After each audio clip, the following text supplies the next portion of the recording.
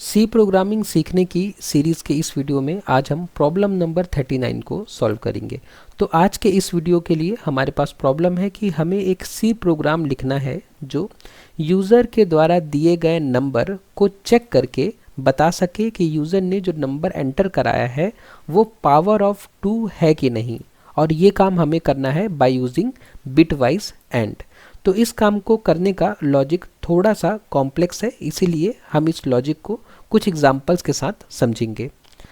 लेकिन सबसे पहले हम समझ लेते हैं कि हम कैसे पहचान कर सकते हैं कि कोई नंबर पावर ऑफ 2 है कि नहीं। तो कोई संख्या पावर ऑफ 2 होती है अगर उसके बाइनरी रिप्रेजेंटेशन में सिर्फ एक बिट सेट होती है। तो इसका मतलब ये हुआ कि कोई नंबर पावर ऑफ 2 है कि नहीं, ये देखने के लिए हमें क्या करना पड़ेगा, उस नंबर को पहले बाइनरी में रिप्रेजेंट करना पड़ेगा, और उसके बाइनरी रिप्रेजेंटेशन में अगर सिर्फ एक बिट 1 है, इसका मतलब वो नंबर पावर ऑफ 2 है। जब 1 को हम बाइनरी में रिप्रेजेंट करेंगे तो बाइनरी में 1 को हम कुछ इस तरीके से लिखेंगे, और यहाँ पे हम देख सकते हैं कि इस बाइनरी रिप्रेजेंटेशन में सिर्फ एक ही बिट सेट है, इसलिए जो 1 है वो पावर ऑफ 2 है।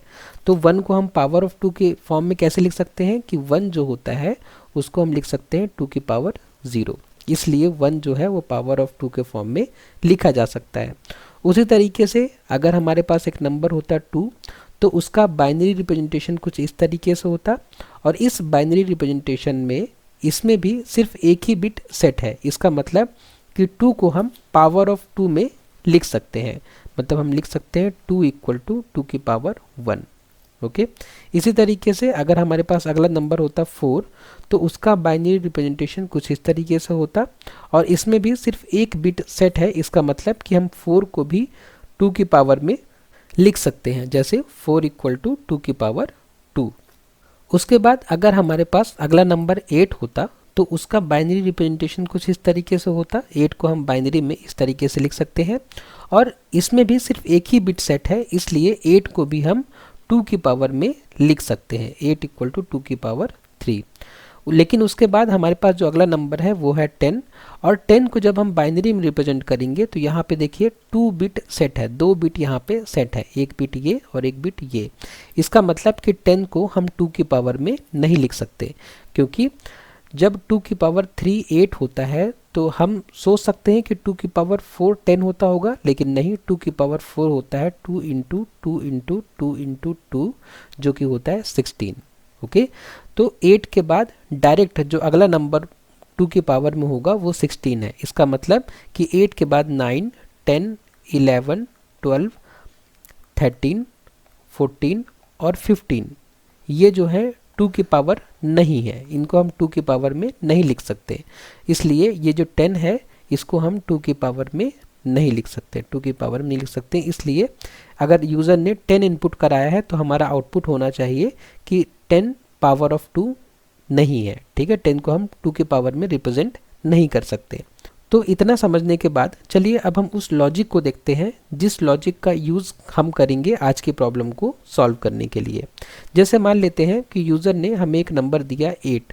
अब हमें एक ऐसा सी प्रोग्राम लिखना है जो चेक कर सके, भाई हम तो देख के समझ पा रहे हैं कि ये 8 जो है ये 2 की पावर है, 16 भी 2 की पावर में लिखा जा सकता है, लेकिन 10 और 5 2 की पावर में नहीं लिखा जा सकता। लेकिन हमें एक ऐसा लॉजिक सोचना है जो कि हम कंप्यूटर को बता सकें, और कंप्यूटर उस लॉजिक को यूज़ करके चेक कर सके कि दिया गया नंबर 2 की पावर है कि नहीं है।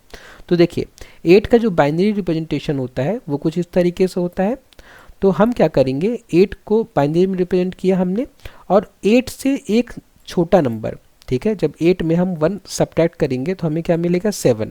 हम 7 को भी बाइनरी में क्या कर लेंगे, कन्वर्ट कर लेंगे। ठीक है, ये हमारे समझने के लिए है, हालांकि कंप्यूटर को जब हम 8 देते हैं तो कंप्यूटर उसको बाइनरी में ही समझता है, और अब जब हम 7 देते हैं तो कंप्यूटर उसको भी बाइनरी में ही समझता है। ठीक है, ये हमारे समझने के लिए है कि हमने 8 दिया और उसको बाइनरी में हमने रिप्रेजेंट कर लिया।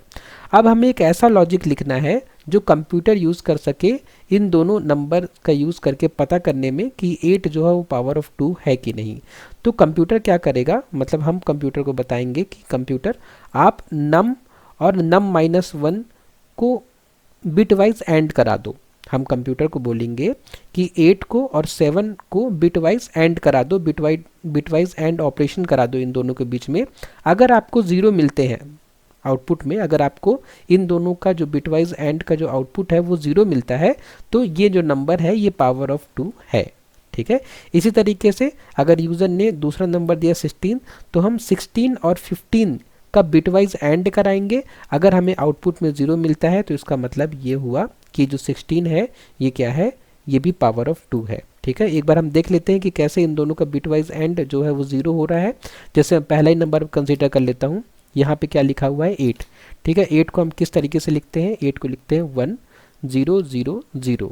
ठीक है, और फिर हमने क्या किया, 8 में 1 सब्ट्रैक्ट किया तो हमें 7 मिल गया, और 7 को हम इस तरीके से रिप्रेजेंट करते हैं बाइनरी में 0 1 1 1। अब जब हम इन दोनों का बिटवाइज एंड करेंगे तो 0 1 का 0 0 1 का 0 0 1 का 0 और 1 0 का 0, मतलब टोटल हमें क्या मिल जाएगा, पूरा 0 मिल जाएगा। इसका मतलब ये हुआ कि जो 8 है वो पावर ऑफ 2 है। ठीक है, इसी तरीके से मान लीजिए कि हमारे पास अगला नंबर होता है 10। 10 को हम बाइनरी में इस तरीके से रिप्रेजेंट कर सकते हैं, और 10 के पहले जो नंबर आता है वो है 9। 9 को हम इस तरीके से रिप्रेजेंट कर सकते हैं। अगर हम 10 और 9 का बिटवाइज एंड करते हैं, देखिए 9 लिखा हुआ है, इसको ऊपर लिख देता हूँ 10। ठीक है, ये बाइनरी रिप्रेजेंटेशन है 10 का। इन दोनों का अगर हम बिटवाइज एंड करते हैं, इन दोनों का 10 और 9 का, तो हमें क्या मिलेगा, 0 1 का 0 1 0 का 0 0 0 का 0 और 1 1 का 1। देखिए यहाँ पे हमें 0 नहीं मिला, यहाँ पे हमें क्या मिला है, ये 8 मिला है जो कि नॉन ज़ीरो है। ठीक है, यहाँ पे एक जो बाइनरी नंबर मिला है, जो हमें एक नंबर यहाँ पे जो हमें नंबर मिला है वो 0 नहीं है, इसलिए ये जो 10 है इसको हम पावर ऑफ 2 में रिप्रेजेंट नहीं कर सकते। ओके, उसी तरीके से 5 है, 5 और 4 का भी जब हम बिटवाइज एंड करेंगे तो यहाँ भी हमें क्या मिलेगा, 0 1 1 0, जो कि कंप्लीट 0 नहीं है, इसलिए हम 5 को भी पावर ऑफ 2 में रिप्रेजेंट नहीं कर सकते। ठीक है, तो इस तरीके से ये लॉजिक है। लॉजिक बस यही है कि जो यूज़र ने हमें नंबर दिया है उस नंबर का हम बिटवाइज एंड करा देंगे उससे एक छोटे नंबर का। अगर हमें रिजल्ट 0 मिलता है तो वो नंबर पावर ऑफ 2 है, और अगर 0 नहीं मिलता रिजल्ट तो वो नंबर पावर ऑफ 2 नहीं है। तो ये है सिंपल सा लॉजिक। अगर आप चाहें तो इस वीडियो में आगे बढ़ने से पहले इस लॉजिक को आप खुद से एक बार सी में इम्प्लीमेंट करके देख सकते हैं, कोशिश कर सकते हैं खुद से प्रॉब्लम को सॉल्व करने की। और अगर आपको समझ में नहीं आ रहा है कि हम इस प्रॉब्लम को किस तरीके से सॉल्व कर सकते हैं, तो आप वीडियो कंटिन्यू कर सकते हैं और देख सकते हैं कि हम इस लॉजिक का यूज़ करके सी में प्रोग्राम किस तरीके से लिख सकते हैं। तो चलिए अब हम चलते हैं अपने VS कोड में, और अपने VS कोड में देखते हैं कि इस प्रॉब्लम को हम किस तरीके से बिटवाइज एंड का यूज़ करके सॉल्व कर सकते हैं। तो मैंने अपना VS कोड ओपन कर लिया है, और अपने VS कोड में मैंने वो कोड लिख लिया है जो हमारी आज की इस प्रॉब्लम को सॉल्व करेगा। लेकिन इस कोड को समझने से पहले चलिए एक बार हम क्या करते हैं, कोड को रन करके देख लेते हैं कि ये कोड हमें किस तरीके से आउटपुट दे रहा है। तो सबसे पहले जैसे ही मैंने कोड को रन किया तो मुझे सबसे पहले मैसेज दिखा कि प्लीज़ एंटर अ नंबर। तो मान लीजिए कि मैं एक नंबर एंटर करता हूँ 8, तो हमें आउटपुट में क्या मिला, 8 is a power of 2। Okay, एकदम सही हमारा कोड काम कर रहा है। उसके बाद मैं इस कोड को एक बार फिर से रन करता हूँ, और इस बार इनपुट में मैं देता हूँ मान लीजिए 10, तो हमें आउटपुट में क्या मिल रहा है कि 10 is not a power of 2। तो हमारा कोड एकदम सही काम कर रहा है। अब हम अपने इस कोड को समझ सकते हैं कि ये कोड हमारा किस तरीके से इतना सही आउटपुट दे रहा है। तो इस कोड में सबसे पहले हमने इंक्लूड किया है stdio.h को, जो कि हेडर फाइल है, जो कि हर सी प्रोग्राम में कंपलसरी है, क्योंकि इस हेडर फाइल में printf और scanf का डिक्लेरेशन मौजूद होता है, और हमने इस हेडर फाइल को इसीलिए इंक्लूड किया है अपने इस प्रोग्राम में। उसके बाद में मेन फंक्शन के अंदर हमने क्या किया है, एक वेरिएबल डिक्लेयर किया है जो कि इंटीजर टाइप का है, नम नाम का। इसी वेरिएबल में हम यूज़र द्वारा दी गई वैल्यू को स्टोर करेंगे। उसके बाद हमने क्या किया है, printf और scanf की मदद से यूज़र को सबसे पहले मैसेज दिखाया है। कौन सा मैसेज, ये वाला मैसेज कि प्लीज़ एंटर अ नंबर। ठीक है, ये यहाँ से आया है। उसके बाद में हमने scanf फंक्शन लगाया है ताकि यूज़र जो नंबर दे उसको हम नम नाम के वेरिएबल में स्टोर करा सकें। ठीक है, फॉर्मेट स्पेसिफायर हमने %d यूज़ किया है क्योंकि नम नाम का वेरिएबल इंटीजर टाइप का है, और इंटीजर टाइप की वैल्यू को हम स्टोर करने के लिए %d फॉर्मेट स्पेसिफायर का यूज़ करते हैं। तो यूज़र से नंबर मिलने के बाद हमारी वो लाइन आती है जो ये डिटरमाइन कर रही है कि यूज़र द्वारा दिया गया नंबर पावर ऑफ 2 है कि नहीं। हम क्या करते हैं कि इस लाइन को हम कॉपी कर लेते हैं यहाँ से, क्योंकि लाइन थोड़ी बड़ी है, इसको समझने में थोड़ा मेहनत करना पड़ेगा। तो इस लाइन को समझने के लिए मैं यहाँ से कॉपी कर लेता हूँ इस लाइन को और इसको पेस्ट कर लेता हूँ अपने माइक्रोसॉफ्ट वाइट बोर्ड में, ताकि हम इस लाइन को ड्राई रन करके चेक कर सकें कि ये लाइन हमारी किस तरीके से काम कर रही है इस प्रोग्राम में। तो जैसे ही हमें यूज़र से नम की वैल्यू मिल जाएगी, उसके बाद में ये हमारी प्रिंटफ फंक्शन एग्जीक्यूट होगा। मान लीजिए यूज़र ने जो नम की वैल्यू दी है वो है 8। अब 8 मिलने के बाद हमारा ये प्रिंटफ वाली लाइन एग्जीक्यूट होगी। इस लाइन में सबसे पहले स्लैश एन लिखा हुआ है, तो स्लैश एन का मतलब ये है कि हमारा ये जो स्टेटमेंट है ये नेक्स्ट लाइन में प्रिंट हो, ठीक है। उसके बाद में परसेंटेज डी का मतलब ये है कि इस स्टेटमेंट के बाद जो कि सेमी कॉलन के अंदर लिखा हुआ है, इसके बाद जो कॉमा है, कॉमा के बाद जो पहला वेरिएबल है उसकी वैल्यू हम यहाँ पे लिखना चाह रहे हैं। तो परसेंटेज डी की जगह क्या प्रिंट हो जाएगा, नम की वैल्यू। तो नम की वैल्यू क्या है, 8 है, तो यहाँ पे लिख के आएगा 8 इज़। अब परसेंटेज एस एक और फॉर्मेट स्पेसिफायर, तो इस फॉर्मेट स्पेसिफायर की वैल्यू हमें कहाँ मिलेगी, नम के बाद वाले वेरिएबल में। लेकिन यहाँ पे क्या लिखा हुआ है, यहाँ पे लिखा हुआ है कंडीशनल ऑपरेटर। इसका मतलब कि परसेंटेज एस की वैल्यू को प्राप्त करने के लिए हमें क्या करना पड़ेगा, इस कंडीशनल ऑपरेटर को सॉल्व करना पड़ेगा। जैसा कि हम जानते हैं, पिछले वीडियोज़ में हमने डिस्कस किया है कि कंडीशनल ऑपरेटर में 3 पार्ट होते हैं। पहला पार्ट क्वेश्चन मार्क के पहले, और दूसरा और तीसरा पार्ट को सेपरेट करता है ये कॉलन, ठीक है। तो पहला, ये दूसरा और ये तीसरा पार्ट। तो पहले पार्ट में होती है कंडीशन चेकिंग। यहाँ पे कंडीशन लिखी है, कंडीशन क्या लिखी हुई है, कंडीशन लिखी हुई है कि नम मतलब 8, फिर बिटवाइज एंड नम -1, नम मतलब 8 -1 मतलब 7, मतलब 8 और 7 का बिटवाइज एंड करिए, फिर क्या मिलेगा वो बताइए। तो 8 और 7 का बिटवाइज एंड हमने किया था यहाँ पे, और हमने देखा था कि 8 और 7 का बिटवाइज एंड करने में हमें क्या मिलता है, 0 मिलता है, ठीक है। हमने यहाँ पे अभी थोड़ी देर पहले ही इसको सॉल्व किया है। तो इस कंडीशन का, ये जो कंडीशन यहाँ पे लिखी हुई है, ये कंडीशन यहाँ से यहाँ, इसका जो आउटपुट आया वो क्या आया, 0 आया। और 0 को कंपेयर किससे करना है, 0 को हमें कंपेयर करना है 0 से ही। तो 0 जब 0 से कंपेयर होगा तो ये कंडीशन क्या हो गई, ये कंडीशन पूरी की पूरी कंडीशन हो गई ट्रू।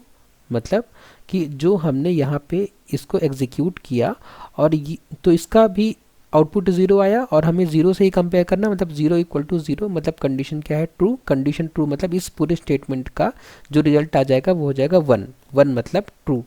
और जब पूरा ये कंडीशन ट्रू है तो हमें जो क्वेश्चन मार्क के पहले वाला, क्वेश्चन मार्क से एकदम बगल वाला जो भी स्टेटमेंट है वो हमें यहाँ पे परसेंटेज एस की तरह लिखना है। तो यहाँ पे क्या है, यहाँ पे कुछ नहीं है, यहाँ पे डबल कोट्स के अंदर खाली है, कुछ भी नहीं है।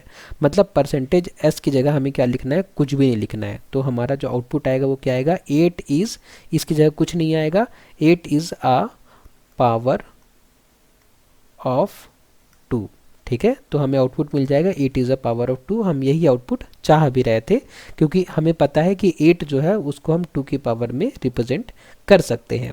उसके बाद हम मान लेते हैं कि यूज़र ने जो हमें अगली बार जो नम की वैल्यू दी वो 10 थी। अब हमें चेक करना है कि जो 10 है ये पावर ऑफ 2 है कि नहीं। तो उसके लिए फिर से परसेंटेज डी की जगह क्या आ जाएगा, 10 आ जाएगा इज़। अब परसेंटेज एस के लिए हमें इसको सॉल्व करना पड़ेगा। जब हम इसको सॉल्व करेंगे तो नम मतलब हुआ 10, बिटवाइज एंड नम -1 मतलब 9, मतलब 10 और 9 का हमें क्या करना है, बिटवाइज एंड। और हमने इसका रिजल्ट देखा था कि जब हम 10 और 9 का बिटवाइज एंड कर रहे थे तो हमें क्या मिल रहा था, एक नॉन जीरो वैल्यू मिल रही थी, जहाँ जो कि यहाँ पे 8 थी, ठीक है। यहाँ पे फिलहाल 8 थी, तो मैं यहाँ पे लिख देता हूँ कि जब ये एक्सप्रेशन इवेल्युएट होगा, ठीक है, तो हमें क्या मिलेगा, 8 मिलेगा। अब ये 8 जो है, यहाँ से हमें 8 मिला, ये कंपेयर होगा किस साथ में, 0 साथ में कंपेयर होगा, तो कंडीशन क्या हो गई, फॉल्स हो गई। क्यों, क्योंकि हमने कंडीशन यहाँ लिखी है कि 8 जो है बराबर है 0 के, तो 8 0 के बराबर नहीं है, मतलब कंडीशन फॉल्स। कंडीशन फॉल्स मतलब हमें क्या करना है, हमें ये बाद वाला जो स्टेटमेंट है इसको हमें यूज़ करना है परसेंटेज एस की जगह में। तो क्या हो जाएगा, यहाँ पे परसेंटेज की जगह एस की जगह आ जाएगा नॉट अ पावर ऑफ 2, मतलब 10 is not a power of 2। तो यही हम आउटपुट एक्सपेक्ट भी कर रहे थे, क्योंकि हमें पता है कि 10 जो है वो पावर ऑफ 2 नहीं है। तो इस तरीके से हम इस स्टेटमेंट के जरिए हम अपने प्रोग्राम को समझा सकते हैं कि कैसे चेक किया जाए कि कोई नंबर पावर ऑफ 2 है कि नहीं। तो इसके बाद इस लाइन के बाद में जो अगला स्टेटमेंट है, अगली जो लाइन है वो रिटर्न 0 है। इसका मतलब कि हम ऑपरेटिंग सिस्टम को रिटर्न कर रहे हैं 0, क्योंकि हमारे मेन फंक्शन का जो रिटर्न टाइप था वो इंटीजर था। उसके बाद हमारे प्रोग्राम का एग्जीक्यूशन बंद हो जाएगा और इस तरीके से हम इस प्रॉब्लम को सॉल्व कर सकते हैं। तो आज के इस वीडियो में बस इतना ही, लेकिन इस वीडियो में अगर आपको कोई डाउट है तो प्लीज़ मुझे कमेंट बॉक्स में बताइए। नेक्स्ट वीडियो में जब हम मिलेंगे तो हम इस वीडियो सीरीज़ की नेक्स्ट प्रॉब्लम को सॉल्व करेंगे। वीडियो को लास्ट तक देखने के लिए धन्यवाद।